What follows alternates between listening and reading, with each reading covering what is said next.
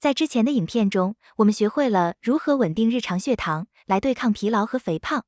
但如果我告诉你，这个技能的真正意义远不止于此，它甚至可能决定了你在晚年能否保有清晰的头脑和珍贵的记忆。近年来，一个令人不安的观点在顶尖科学界引发了巨大争议。科学家们开始将阿兹海默症这个最令人恐惧的大脑掠夺者称为第三型糖尿病。这到底是什么意思？难道我们每天吃下的米饭和面包真的在一步步地伤害我们的大脑吗？今天，我们就来揭开血糖与大脑之间这个最惊人的秘密。要理解这个观点，我们必须回到第一期提到的两个犯罪分子——糖化反应和胰岛素抵抗。但这一次，犯罪现场是我们的大脑。糖化反应就像我们的身体在被从内部慢慢烤熟。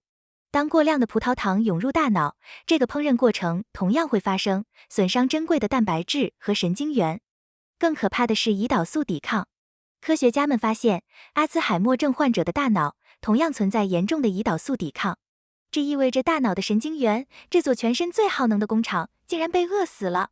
因为它们的门锁坏了，无法获取必需的葡萄糖作为燃料。一项追踪了长达30年的研究发现，中年时期血糖水平偏高的人，在晚年罹患阿兹海默症的风险显著更高。被烤熟加上被饿死，这就是第三型糖尿病这个称呼背后令人不寒而栗的真相。那么，我们能做些什么来保护我们的大脑，守住记忆的最后防线呢？答案就藏在这5个进阶饮食法则之中。法则1：为你的碳水穿上外衣。永远不要让碳水化合物裸奔。单独吃一片面包会让葡萄糖像一只敌军，直接冲击你的大脑。正确的做法是给它穿上蛋白质、脂肪或纤维的外衣。比如，在面包上涂满牛油果，或者在吃蛋糕时搭配一杯希腊乳酪。法则2：把甜点当作珍贵的奖赏。如果你想吃甜食，最佳时机是正餐之后，而不是空腹时当作零食。因为你胃里已有的食物会形成缓冲垫，极大地减缓糖分的吸收速度。法则3：咸味零食优先。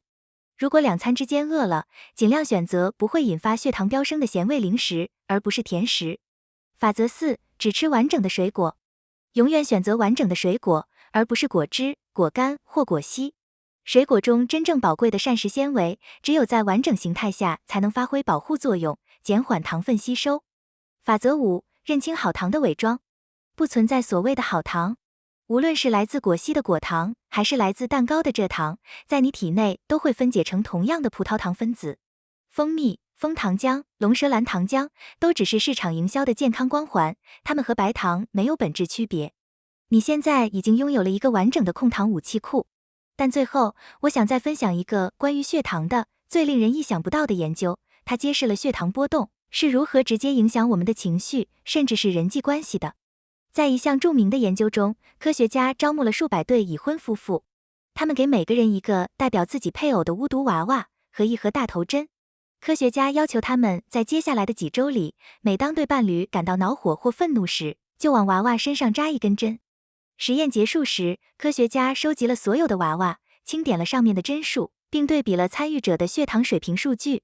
结果令人震惊，那些血糖水平波动更大，特别是经历了更多低血糖事件，通常发生在血糖飙升之后的人，往代表自己伴侣的娃娃身上扎了更多的针。是的，你没听错，不稳定的血糖会让你变得更易怒、更没耐心，甚至会让你更频繁地对你最亲近的人发火。